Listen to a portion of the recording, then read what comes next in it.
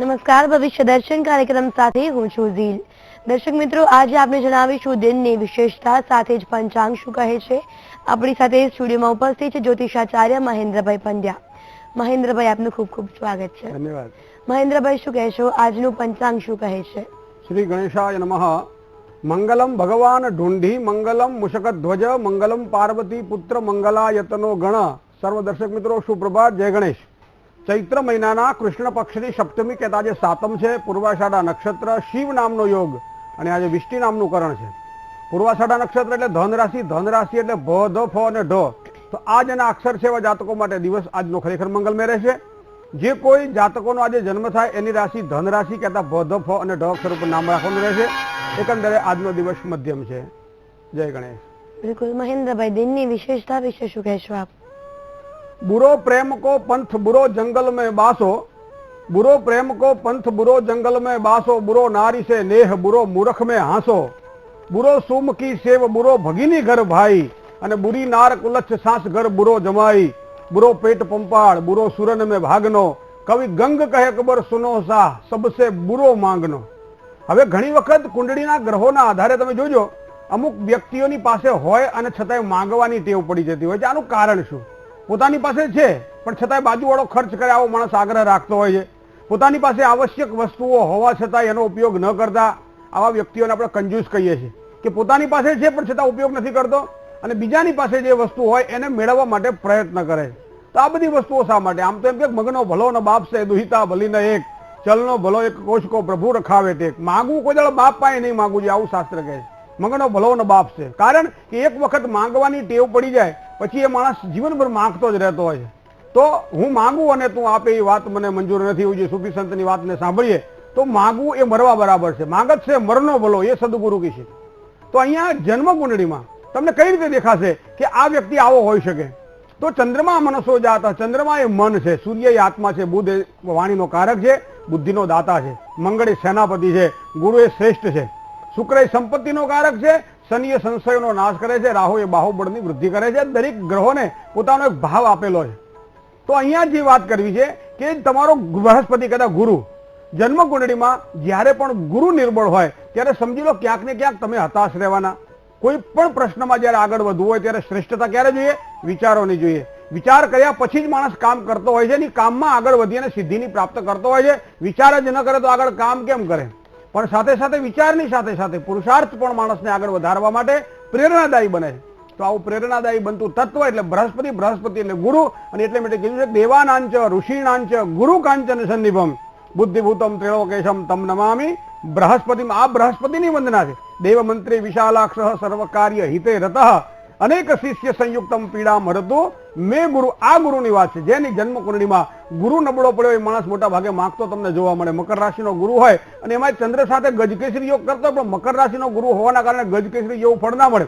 માણસો અટ્ટો કટ્ટો બધી જ બધા તૈયાર હોય પણ વાપરવાની વાત આવે એટલે ગજવામાં જેને વીંછી મૂક્યા હોય એમાં હાથ ગજવામાં જાય નહીં. ઘણા બધા માણસો આપણને આવા જોવા મળે. તો આનું મૂળ કારણ કે જન્મ કુંડળીમાં તમે જોઈ લેજો કે ગુરુ જયારે નબળો પડ્યો હોય, ગુરુ 6ઠા 8મા અને 12મા સ્થાનમાં હોય, પાપાક્રાંત ગુરુ હોય, પાપ ગ્રહોથી પીડિત ગુરુ હોય, ત્યારે મોટા ભાગે આવા ઘણા બધા નથી પણ હોતા. બીજા ગ્રહો સારા હોય એના કારણે માણસ ઉદાર પણ હોય છે.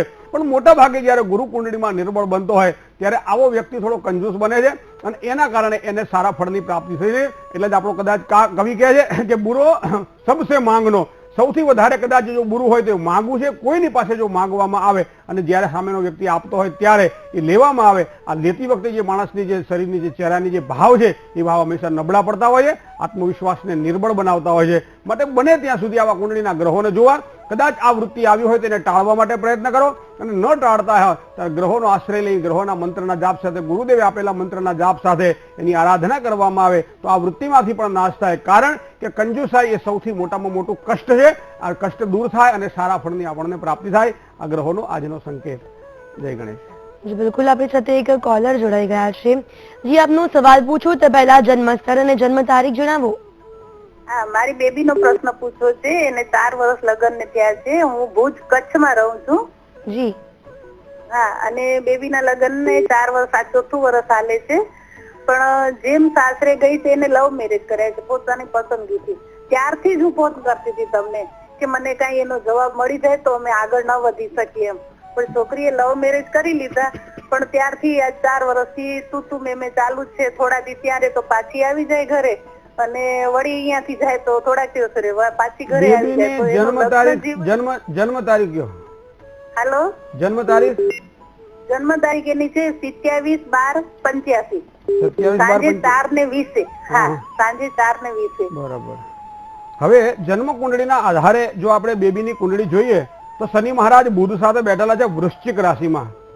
તો મોટા ભાગે 199 કુંડળીમાં વૃશ્ચિક રાશિના શનિ વાળા મોટા ભાગે તમે જોજો, તમારી કુંડળીમાં પણ તમે ચેક કરી લેજો, જ્યારે પણ શનિ વૃશ્ચિક રાશિમાં આવે આવા વ્યક્તિઓને દાંપત્ય જીવનમાં પૂર્ણ સુખ મળતું નથી. તો અહીંયા આ પ્રશ્ન ઉપસ્થિત થયો છે. ઘણી વખત તો લગ્ન પણ નથી થતા. દીકરીએ પ્રેમ વિવાહ કર્યો છે, મતલબ એની કુંડળીમાં જે શુક્ર છે સૂર્ય સાથે જોડાયેલો છે 8મા સ્થાનમાં, 6ઠા 8મા અને 12મા સ્થાનમાં જ્યારે શુક્ર સૂર્ય સાથે જોડાયેલો હોય ત્યારે પરિવારથી વિપરીત અથવા પોતાની મનપસંદ પાત્ર સાથે વિવાહ કરવામાં ક્યાંક ને ક્યાંક સંઘર્ષ પણ એને કરવો પડતો હોય છે. હવે વિચારોની અસમાનતાની એક વાત મેં આપને કરી, હમણાં જે વાત કરી કે મકર રાશિનો ગુરુ અહીંયા બેઠેલો છે ભાગ્યસ્થાનની અંદર. તો દીકરીના જન્મકુંડળીના ગ્રહોના આધારે જો સારી સફળતા જોઈતી હોય તો આ ગુરુ મહારાજ એક તો મકર રાશિના છે. શનિ મહારાજ 7મા સ્થાનમાં બેસી અને ત્રીજી પૂર્ણ દ્રષ્ટિ કરી રહ્યા છે ભાગ્યસ્થાન ઉપર, જ્યાં બૃહસ્પતિ કહેતા ગુરુ છે. તો આ પ્રમાણે પણ એના દાંપત્ય જીવનમાં સુખાકારીમાં ક્યાંક ને ક્યાંક અડવડ રહ્યા કરે છે.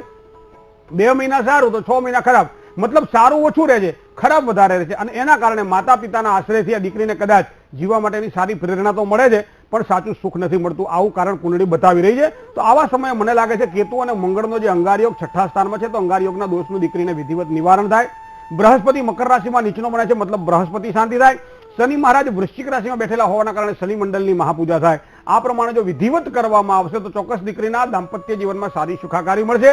શુક્ર સૂર્ય સાથે હોવાના કારણે આપણે એમ કહીએ કે ભાઈ એક જણ એક હાથે કોઈ દાડો તાલી પડતી નથી. દીકરીનો પણ ક્યાંક ને ક્યાંક કેતુ મંગળ સાથે યુતિમાં હોવાના કારણે કદાચ સ્વભાવ થોડો ઉગ્ર હોય, બોલાચાલીમાં થોડી ઉગ્ર હોય, કદાચ સામેની વ્યક્તિનું જે માન જળવાવું જોઈએ એ કદાચ જાળવી શકવા માટે પ્રયત્ન કરવા છતાંય ન જળવાતું હોય, આવા ઘણા બધા પ્રશ્નો બની શકે છે દાંપત્ય જીવનમાં. તો આ બધી બાબતોમાં ધીમે ધીમે ધ્યાન રાખવામાં આવશે તો ચોક્કસ સારી સફળતા મળશે. આગળ જતા લગ્ન જીવન એનું ખૂબ જ સુખી થશે. જય ગણેશ. ગીતાબેન છે ફોન લાઈન પર. ગીતાબેન, આપની જન્મ તારીખ અને જન્મ સમય જણાવો. ગણેશ મહેન્દ્રભાઈ, આપનો પ્રોગ્રામ નિયમિત જોઈએ છે, બહુ જ મજા આવે છે, આનંદ થાય છે. જય ગણેશ. અને હા, અને મારો પ્રશ્ન છે, મારો જન્મ તારીખ છે 14/2/74, જન્મ સ્થળ છે મારું ભાવનગર અને મારો જન્મ છે 3/27 રાત્રે. અને મારો પ્રશ્ન છે દાંપત્ય જીવન વિશેનો પ્રશ્ન છે. 4-5 વર્ષથી આમ નામ પડેલું છે, કોર્ટ કચેરી કર્યા નથી અને સામે સિંહ રાશિ છે, પણ અમે લોકો બહુ સમાધાનના પ્રયત્નો કરીએ છીએ પણ કોઈ યોગ્ય પરિણામ આવતું નથી. પણ હવે શું કરવું, આગળ કેવું હશે એ વિશે મારે જાણવું છે થોડું. વૃશ્ચિક રાશિ એ આપની રાશિ છે અને સિંહ રાશિની સાથે 4-10 નો યોગ કરે છે. હવે મૂળ વસ્તુ એ છે કે 7મા સ્થાનમાં શનિશ્ચર એટલે કે શનિ મહારાજ મિથુન રાશિમાં કેતુ સાથે યુતિમાં હોવાના કારણે પ્રારંભિક લગ્ન જીવનમાં સારી સુખાકારી પછી આ રાહુની પૂર્ણ દ્રષ્ટિ શનિ ઉપર શ્રાપિત યોગ બનાવી રહેતી હોવાના કારણે ક્યાંક ને ક્યાંક અડવડ રહ્યા કરે. તો આવી બાબતોમાં જો ધ્યાનમાં રાખવામાં આવે તો ગુરુ, સૂર્ય અને બુધ આ 3 ગ્રહો પડેલા છે પરાક્રમ સ્થાનમાં, તૃતીય પરાક્રમ સ્થાનમાં. શનિ મહારાજની પૂર્ણ દ્રષ્ટિ ગુરુ મહારાજની પૂર્ણ દ્રષ્ટિ શનિ ઉપર પડી રહી છે પણ ગુરુ અહીંયા અસ્તંગત બની રહ્યો છે. આ બાબતોને ધ્યાનમાં રાખો. ધન રાશિમાં રાહુ, જ્યોતિષીઓને ખબર છે ધન રાશિમાં રાહુ હંમેશા નિર્બળ બને, જેને આપણે નીચનો કહીએ છીએ. ચંદ્ર એ વૃશ્ચિક રાશિનો છે, વિશાખા નક્ષત્રનો છે, 12મા સ્થાનમાં છે. થોડોક સમયની રાહ જોવી પડશે કારણ કે અત્યારે પનોતીનો કાળ ચાલી રહ્યો છે. શનિ મહારાજની દ્રષ્ટિ અત્યારે ચંદ્રમા ઉપર છે, મતલબ 12મું સ્થાન ગ્રસિત છે. તો કોર્ટ કચેરી કે કાવા દાવા કે એવા કોઈ પણ પ્રકારના કાર્ય કરવાથી સારા પરિણામો નહીં આપે. થોડીક ધીરજ રાખવી પડશે. 8મા મહિનાથી કદાચ 2017ના 8મા મહિનાથી માંડી અને ફેબ્રુઆરી 2018 પહેલા કદાચ જો ભગવાન કરશે તો તમારું કાર્ય થઈ જશે. જ્યાં સુધી ન થાય ત્યાં સુધી ગુરુવાર કરવા પડશે. ગુરુવારમાં ચણાની દાળ, ચણાના લોટમાંથી બનાવેલી કોઈ પણ વસ્તુ કરો, એનું ભોજન કરો, એક ટાઈમ જમો, પીપળાની પૂજા કરો, પીપળાની પ્રદક્ષિણા કરો, વિષ્ણુ સહસ્ત્રનો પાઠ કરો, ઓમ નમો ભગવતે વાસુદેવાય આ મંત્રનો જાપ કરો. આ બધી જ વસ્તુઓ એક સાથે કદાચ પરિણામ નહીં આપે પણ ધીમે ધીમે જેમ તમારું કાર્ય થતું જશે એમ તમને આગળ વધવામાં સહાયતા આપશે. જય ગણેશ. વધુ એક દર્શક મિત્ર છે ફોન લાઈન પર, જે આપનો સવાલ પૂછું તે પહેલા જન્મ તારીખ અને જન્મ સમય જણાવો. હા મહેન્દ્રભાઈ, જય ગણેશ. જય મારા ગણેશ. મિસ્ટર વિશે પૂછવાનું છે. 31/8/70, જન્મનો સમય છે સાંજે 7:45 અને જન્મ સ્થળ છે દબકા. હવે એમનું નામ પણ મહેન્દ્રસિંહ છે. એમને ગુસ્સો બહુ આવે છે અને વ્યસનનું કોઈ છોડાવવું છે તો એની કોઈ ઉપાય બતાવો ને. વ્યસનથી વ્યાધિ વધે અને ચિંતા વધે અપાર, માટે વ્યસન કરો સદશાસ્ત્રનું અને ભવદધી ઉતરો પર. પણ જેની કુંડળીમાં મોટા ભાગે શુક્ર રાહુ સાથે જોડાયેલો હોય, જેની કુંડળીમાં શુક્ર પાપાક્રાંત બનતો હોય ત્યારે આવા વ્યક્તિઓ વ્યસનથી વળગી જાય અને પછી ઘણા સમય સુધી એ વ્યસન એનાથી છૂટતું નથી. ઘણી વખત માણસો એમ ભલે કહેતા હોય હું તો આ મારું ધાર્યું જ કરું, પણ ના, આમાં એનું ધાર્યું નથી થતું, કારણ કે વ્યસન એને વળગ્યું છે. વ્યસનને પોતે વળગે તો કદાચ છૂટી શકાય, પણ વ્યસન જ્યારે એને વળગે ત્યારે છૂટવું થોડું મુશ્કેલ બનતું હોય છે. અહીંયા કુંડળીમાં 6થા સ્થાનની અંદર બેઠેલો શુક્ર એ ક્યાંક ને ક્યાંક નિર્બળ બની રહ્યો છે. તો શુક્ર ગુરુ સાથે તુલા રાશિમાં હોવા છતાં એ 8મા સ્થાનની અંદર છે. હવે ચંદ્ર, સૂર્ય, કેતુ અને મંગળ આ ચારે ચાર ગ્રહો એના 6થા સ્થાનમાં છે. તો આમ સામાન્ય રીતે એવું કહેવાય છે, જો કે તમે માનો ના માનો તમારા મનની વાત છે, પણ આયુર્વેદ એમ કહે છે કે જે વ્યક્તિને વ્યસન હોય, ખાસ કરી વ્યસનમાં મદ્યપાન કે દારૂ પીતો હોય, એવા વ્યક્તિને ઘોડાનો પરસેવો જો પાવામાં આવે તો એ વ્યક્તિ મોટા ભાગે પછી દારૂ છોડી દેતો હોય. આવું આપણે વડવાઓએ કીધેલું છે. તો કદાચ તમે પરિશ્રમ કરો, જો કદાચ સફળતા મળે તો તમારું ભાગ્ય અને મારા ગ્રહ ગણિતનું થોડું બળ. પણ સાથે સાથે મને લાગે છે 12મા સ્થાનમાં રહેલો રાહુ એ પિતૃદોષ પણ બનાવી રહ્યો છે.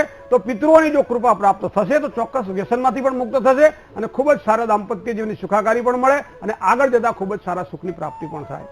જય ગણેશ. જી બિલકુલ. રાજકોટથી એક દર્શક મિત્ર જોડાયા છે. જી, આપનો સવાલ પૂછો તો પહેલા જન્મ સમય અને જન્મ તારીખ જણાવો. હલો. હલો, મારી બેન વિશે પૂછું. હલો, જન્મ તારીખ? મારી બેન વિશે પૂછવાનું. એનું નામ અંકિતા છે. જન્મ તારીખ 29. એનું નામ અંકિતા છે. જન્મ તારીખ 29/12/87. જન્મ સમય સવારે 9:15 થી 9:30 ની વચ્ચે. જન્મ સ્થળ જુનાગઢ. શું પ્રશ્ન છે અંકિતાનો? અંકિતાને મહેન્દ્રભાઈ, મારી બેન ને આમ જોઈએ એવું મળતું નથી અને સગાઈમાં બહુ રૂકાવટ આવે છે, તો કેટલા સમયમાં થશે? એને કેવું જોઈએ છે? હેલો. હા, એવો તે વરના દેશો દાદાજી. એક આપણી સુંદર એક આપણી લોક કવિતા હતી કે ભાઈ મને કેવો પતિ જોઈએ. તો પતિર એકો ગુરુ સ્ત્રીનામ. સ્ત્રી માટે પતિ એનો ગુરુ મનાય છે. તો ગુરુ તો હંમેશા શ્રેષ્ઠ જોઈએ, એટલા માટે જ આપણે કદાચ એને વર રાજા કહીએ છીએ, વર કહીએ. વર એટલે શ્રેષ્ઠ. હવે અહીંયા કુંડળીમાં 12મા સ્થાનમાં શનિ સૂર્ય સાથે જોડાયેલો છે. મતલબ પાત્રની પસંદગીમાં ક્યાંક થોડું કોમ્પ્રો કરવું પડશે, કારણ કે અહીંયા શુક્ર કુંડળીમાં એટલું બધું સારું સ્થાન ભોગવતો નથી. તો આ બધી જ વસ્તુ, મકર રાશિનો શુક્ર દેહ ભાવમાં છે, 7મા સ્થાન ઉપર એની પૂર્ણ દ્રષ્ટિ છે. દાંપત્ય જીવનની સારી સુખાકારી માટે સૂર્ય અને શનિના સંઘર્ષ યોગના દોષનું વિધિવત નિવારણ થાય એ ખૂબ જ જરૂરી છે. બુધનું રત્ન જો ધારણ કરે તો પણ લગ્ન જીવનમાં આવતી સુખાકારી અને ખૂબ જ સારી મળે તેવા પણ યોગ બની રહ્યા છે. 7મા સ્થાનનો માલિક એ ચંદ્ર છે. ચંદ્ર અહીંયા કુંડળીની અંદર તૃતીય સ્થાનમાં હોવાના કારણે પણ કદાચ થોડી અગવડતા દેખાઈ રહી છે. 87માં જન્મ હોવા છતાં હજી સુધી લગ્ન નથી થયા. 12મું સ્થાન થોડું દૂષિત બની રહ્યું છે. તો સૂર્ય અને શનિના સંઘર્ષ યુગના દોષનું વિધિવત નિવારણ કરાવડાવો. જે યુવક જે પ્રાપ્ત થશે એ હાઇટમાં થોડી, એની હાઇટ થોડી નીચી હોવાની શક્યતા છે. ફેર તો હશે જ, કમાતો ધમાતો પણ હશે, પણ એની હાઇટ થોડી નીચી હશે. આ બાબતે ધ્યાનમાં રાખીને આગળ વધશો તો ચોક્કસ તમને સારી સફળતા મળશે. જય ગણેશ. તો દર્શક મિત્રો, આગળ પણ રાશિફળ વિશે આપને જાણકારી આપીશું, પણ હાલ સમય એક બ્રેકનો. બ્રેક બાદ સ્વાગત છે આપણી સાથે સ્ટુડિયોમાં ઉપસ્થિત છે જ્યોતિષાચાર્ય મહેન્દ્રભાઈ પંડ્યા. મહેન્દ્રભાઈ, જો આગળ રાશિની વાત કરીએ તો મેષ, વૃષભ અને મિથુનના ધન રાશિનું શું ભવિષ્ય છે? મેષ રાશિથી માંડી અને કન્યા રાશિ સુધીની 6 રાશિનો વિશે વિગતવાર વિચાર કરીએ તો આજનો દિવસ કેવો રહેશે? તો પ્રથમ રાશિ છે મેષ રાશિ. મેષ રાશિ એટલે જેના અક્ષર છે અલ નહીં. ભવિષ્યની કોઈ પણ યોજનાઓ બનાવવાની હોય. મિત્રો, આજનો દિવસ તમારા માટે શ્રેષ્ઠ છે. સપ્તમીનો દિવસ છે, ભગવાન સૂર્યનો વાર છે. તમારી રાશિનો સ્વામી મંગળ છે. જે કંઈ કાર્ય કરશો એમાં સારી સફળતાની પ્રાપ્તિ થશે, પણ થોડી સુસ્તી રહેશે. તો આળસુ પ્રવૃત્તિમાંથી થોડા મુક્ત થઈ જાઓ, થોડા એકદમ એક્ટિવ થાવ તો જ તમારું કાર્ય સરળ બનશે. પરિવારજનો સાથે થોડી ખેંચતાણ રહેશે. પ્રિયજનો ઉપર આજના દિવસ માટે ક્રોધ ન કરવો એ તમારા માટે ખૂબ જ જરૂરી બનશે. બને ત્યાં સુધી કોઈ પણ પ્રકારના ફાલતુ ખર્ચાઓથી બચવાનું રહેશે આજના માટે. આજનો દિવસ આ પ્રમાણે તમે ઘડશો તો આજનો દિવસ તમને ઘડી લેશે. ખૂબ જ સારી રીતે દિવસ પસાર થશે. વૃષભ રાશિ, બહુ જેના અક્ષર છે તો વૃષભ રાશિવાળા જાતકો માટે આજના ધન પ્રાપ્તિના યોગો, ખાસ કરી કોઈને લેવાનું હોય, કોઈની પાસે દેવાનું હોય, કોઈને કંઈક કામ કરવાનું હોય, ધન પ્રાપ્તિ, જ્યાં પૈસા રોકડ હાથમાં આવવાના હોય, આવી બધી બાબતોમાં આજનો દિવસ તમારા માટે શ્રેષ્ઠ રહેશે. પરિવારમાં પણ શાંતિ રહે તેવી સંભાવનાઓ છે. અચાનક તબિયત બાબતમાં ન બગડે એના માટે થોડી કાળજી લેવી પડશે. કામકાજના બોજામાંથી મુક્ત થવા માટે આજનો દિવસ ભગવાન ગણેશજીએ તમારા માટે સુંદર નિર્માણ કરેલો છે. બસ આનંદ કરો, વેકેશનની રાહ જુઓ અને આજના દિવસને ઘડતા શીખો. મિથુન રાશિ, કચ્છ મિથુનમ પ્રોક્તા. માનસિક અશાંતિનો મિથુન રાશિના જાતકોને થોડો અનુભવ થશે. મતલબ માનસિક શાંતિમાંથી મુક્ત કેવી રીતે થવું? ઈશ્વરમે ઓમ રગેન્દ્રતા તમે તમારી જાતથી નક્કી કરી લો. કામકાજમાં પણ થોડી તકલીફો રહેશે. મહેનતના પ્રમાણમાં ફળ થોડું ઓછું મળશે. સંપત્તિને લગતા પ્રશ્ન હશે તો હળવા થશે. આવા યોગ મિથુન રાશિના જાતકોને આજના દિવસ માટે મળશે. તો કર્ક રાશિ એટલે ડ અને હ અક્ષરવાળી રાશિ મંડળની ચોથી રાશિની જો વાત કરીએ, રોકાણ માટે સમય થોડો મધ્યમ છે. કોઈ પણ નજીકના સંબંધીઓના સહયોગ દ્વારા તમારા કાર્યો પૂરા થશે. મિત્રો સાથે લેવડ દેવડ કરવાની હોય ત્યારે થોડી કાળજી રાખજો. ધંધાકીય ક્ષેત્રમાં સારી આવકના યોગ છે. કરેલા કાર્યમાં સફળતા ચોક્કસ મળશે. મતલબ ગ્રહબળ આજે પાવરફુલ છે. જે કંઈ કરશો ભગવાન ગણપતિની આશીર્વાદથી કરજો, ખૂબ જ સારી સફળતા મેળવી શકશો. સિંહ રાશિ મ અને ટ જેના અક્ષર છે તો સિંહ રાશિ વાળા જાતકો માટે શેર બજાર, કોઈ પણ પ્રકારના કોમોડિટી લગતા કામકાજ હોય, લે વેચ કરવાની હોય, કોઈ પણ ખરીદ કરવાનું હોય, આવી બધી બાબતો મિત્રો આજનો દિવસ તમારા માટે શ્રેષ્ઠ રહેશે. પણ કામકાજની શરૂઆત જ્યારે કરવાની થાય ત્યારે ધીરજથી કામકાજ કરવું ખૂબ જ જરૂરી છે. ધંધામાં તો ખૂબ જ સારો લાભ થાય. પ્રેમ સંબંધોમાં કદાચ આજના દિવસ માટે થોડીક તકલીફ સંભવી શકે છે. મિત્રો સાથેનો મતભેદ પણ ન થાય એના માટે થોડીક કાળજી રાખીને આગળ વધજો. ભગવાન ગણપતિના આશીર્વાદ મળશે. તો રાશિ મંડળની છઠ્ઠી રાશિ કન્યા રાશિની પણ વાત કરીએ તો આજે કન્યા રાશિના જાતકો માટે અજાણ્યા વ્યક્તિઓ સાથેનો વ્યવહાર નુકસાન ન કરાવે એના માટે થોડી કાળજી લેવી પડશે. આવકમાં તો વધારો થશે જ. પરિવારજનોનો ભરપૂર સહયોગ મેળવી શકશો. અકારણ ચિંતા તમારા કામને ન બગાડે. થોડી કાળજી રાખી અને આગળ વધજો. જય ગણેશ. ચોક્કસથી મહેન્દ્રભાઈ એક પત્ર આવ્યો છે. જન્મ તારીખ છે 6/4/1995, સમય છે રાતના 9 વાગે અને જન્મ સ્થળ છે કમળાપુર. અને તેમનો પ્રશ્ન છે કે તેમની સાચી રાશિ કઈ છે. અને સાથે જ બીજો એક ગંભીર પ્રશ્ન એ પણ છે કે તેમના લગ્ન એકવાર તૂટી અને બીજી વાર થશે તેવું એક જ્યોતિષનું કહેવું છે. તો આપને શું લાગે છે? સામાન્ય રીતે આજકાલ જ્યોતિષીઓ સારું શીખવાડવાના બદલે, સારું સમજાવવાના બદલે મને ઘણી બધી એવા વ્યક્તિઓ જોવા મળે છે મને કે જ્યોતિષીઓ એને આગળ વધવા માટે પ્રેરણા આપવી જોઈએ, એના બદલે મોટાભાગે બીવડાવે છે. તો આ બીકનું કારણ શું? સારો પતિ નહીં મળે, સારા સંતાનો નહીં થાય, સંતાનો વિકલાંગ પાકશે, લગ્ન જીવનમાં સાસુ સાથે મેળ નહીં પડે, ઘણા બધા આવા પ્રશ્નો વિપરીત ઉભા થતા હોય છે. રાહુ જ્યારે દેહ ભાવમાં હોય, રાહુ જ્યારે ચોથા સ્થાનમાં કે સાતમા સ્થાનમાં હોય ત્યારે રાહુ પીડા સ્વાભાવિક આપે છે. પણ એનો મતલબ એવો નહીં કે એમાં રસ્તો ન નીકળે, પણ એના બીવાની કોઈ જરૂર નથી. લગ્ન જીવનનું ખૂબ જ સારું સુખ મળશે. હવે રાશિગત જો વિચાર કરવામાં આવે તમારી રાશિ છે મિથુન, જેના અક્ષર છે ક, છ અને ઘ. જય ગણેશ. બિલકુલ. આગળની 6 રાશિ વિશે વાત કરીએ તો તુલાથી મીન સુધી આપનું શું કહેવું છે? તુલા રાશિ એટલે રાશિ મંડળની 7મી રાશિ છે. ર અને ત જેના અક્ષર છે. સમજદારીથી જેટલા કાર્ય થાય એટલો સારો લાભ થશે આજના દિવસ માટે. જૂના મિત્રોની મુલાકાત તમારા માટે ખૂબ જ લાભ કરાવડાવશે. તબિયતની બાબતમાં સમય થોડો સાચવવાનો રહેશે. કોઈ પણ પ્રકારની ઉધારીથી જો આજના દિવસ માટે બચશો તો તમારો માટે આજનો દિવસ શ્રેષ્ઠ બની જશે. વૃશ્ચિક રાશિ ન અને ય જેના અક્ષર છે તો વૃશ્ચિક રાશિવાળા જાતકોને કામની પ્રસન્નતા, જે સ્થળે કામ કરી રહ્યા છો ત્યાં પ્રસન્નતા રહેશે. શેર બજારમાં સારા લાભ, વ્યવસાયમાં નવા કોન્ટ્રાક્ટ મળે, યાત્રા પ્રવાસના પણ યોગ બને છે. પરિવારમાં તણાવ, થોડીક માનસિક અશાંતિનો પણ અનુભવ થાય તેવા વૃશ્ચિક રાશિના જાતકોના યોગ દેખાઈ રહ્યા છે.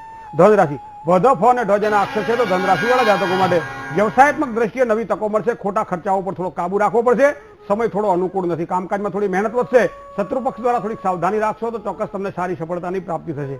તો મકર રાશિની વાત કરીએ, ખ અને જ જેના અક્ષર છે તો મકર રાશિવાળા જાતકો માટે કોઈ પણ વ્યક્તિની વાતમાં આવીને કામ કરવા માટે પ્રયત્ન કરશો, મતલબ નુકસાન તમે વળી રહ્યા છો. આવું ન થાય એના માટે મિત્રો આજના દિવસ માટે કાળજી લેજો. ભાગીદારીવાળા કામકાજમાં તો લાભ થવાનો જ છે. પરિવાર સાથે કોઈ સારા પ્રસંગમાં, માંગલિક પ્રસંગોમાં અથવા તો કોઈ સારું કર્મ થતું હોય ત્યાં જવા થાય, હાજરી થાય, આવા પણ યોગ આજના દેખાઈ રહ્યા છે. નોકરિયાત વર્ગને થોડો ખર્ચમાં વધારો રહેશે. આવડતનો જેટલો વધારે ઉપયોગ કરશો એટલી સારી સફળતા તમને પ્રાપ્ત થશે. તો કુંભ રાશિ ગ અને સ જેના અક્ષર છે એવા કુંભ રાશિવાળા જાતકો માટે જૂની પરેશાનીઓમાંથી ચોક્કસ રાહત મળે તેવા સુંદર યોગ બની રહ્યા છે. કામકાજમાં વૃદ્ધિ થશે. આવકના નવા સ્ત્રોત ઉભા થાય તેવા પણ યોગ બની રહ્યા છે. બને ત્યાં સુધી કામ જ્યાં સુધી પૂર્ણ ન થાય ત્યાં સુધી ગુપ્તતા જાળવી રાખજો. સંબંધીઓ દ્વારા થોડી પરેશાની રહે તેવી પણ શક્યતાઓ આજના દિવસ માટે દેખાઈ રહી છે. મીન રાશિ દ, ચ, જ અને થ જેના અક્ષર છે આવા રાશિ મંડળના છેલ્લી રાશિ એટલે કે બૃહસ્પતિની મૂળ ત્રિકોણ રાશિના જાતકો માટે પરિવારમાં કદાચ કોઈ પણ વ્યક્તિની તબિયતની બાબતમાં થોડીક ચિંતા આજના દિવસ માટે રહેશે. અકારણ ખર્ચ વધશે. પારિવારિક શાંતિ જળવાઈ રહેશે. ભાગીદારીવાળા કામકાજ જો કરતા હોય તો થોડું સાચવીને કામકાજ કરજો. જય ગણેશ. બિલકુલ મહેન્દ્રભાઈ, જો આગળ એક કોલર જોડાઈ ગયા છે તેમની સમસ્યા જાણી લઈએ. હજી આપનો સવાલ પૂછો તો પહેલા આપની જન્મ તારીખ અને સમય જણાવો. હેલો જી. હું અમદાવાદ થી બોલું છું. જી. મારા બેબી વિશે પ્રશ્ન છે. જન્મ તારીખ? બેબી ની જન્મ તારીખ 26/2/1990. સમય એનો બપોરે 11:45 છે. અમદાવાદમાં બપોરે 11 વાગે છે. અને એમને સાહેબ મારે શું ને લગ્ન ક્યારે અને કઈ દિશામાં છે સાહેબ? મંગળ અને શનિ ધન રાશિમાં 8મા સ્થાનમાં છે. વૃશ્ચિકાધિપતિ ભૌમ એટલે મંગળ 7મા સ્થાનનો માલિક 8મા સ્થાનમાં બેઠેલો છે. તો હવે કદાચ લગ્નનો યોગ એનો શરૂ થઈ ચૂક્યો છે અને નજીકના સમયની અંદર તમને સારા ફળ અને સારા પરિણામોની પ્રાપ્તિ પણ દેખાશે. જ્યાં એનો જન્મ થયો છે ત્યાંથી પશ્ચિમ દિશામાં લગ્ન યોગની શક્યતાઓ તમને દેખાશે. વૃશ્ચિક રાશિથી, મકર રાશિથી, મેષ રાશિથી અને તુલા રાશિથી 4 રાશિથી ખૂબ જ સારું લેણું દેખાઈ રહ્યું છે. ધન રાશિનો મંગળ શનિ સાથે જોડાયેલો છે. મંગળ દોષકારક નથી ગણાતો, કારણ કે ગુરુની રાશિમાં છે, માટે 8મો મંગળ દોષકારક નથી. પણ છતાં 7મા સ્થાનનો માલિક બનીને 8મા સ્થાનમાં બેઠેલો છે. તો મંગળના સારા બ્રાહ્મણ પાસે 44,000 મંત્રના જાપ કરાવી અને ડાબા હાથે લાલ નાડાછડી બંધાવી દો અથવા લાલ દોરો બંધાવી દો. લગ્ન યોગમાં આવતી રૂકાવટો ચોક્કસ દૂર થશે. જ્યાં સુધી લગ્ન ન થાય ત્યાં સુધી મંગળવાર કરે, સંકટ ચતુર્થીનું વ્રત કરે, દર મંગળવારના દિવસે લાડુઓ ભગવાન ગણપતિ બાપાને પ્રસાદમાં ધરાવે અને આ રીતે જો એ વ્રત કરશે તો ચોક્કસ એને સારી સફળતા મળશે. જય ગણેશ. જી, લીમડીથી પ્રાંજલબેન તેમની બહેન માટે પત્ર લખી રહ્યા છે.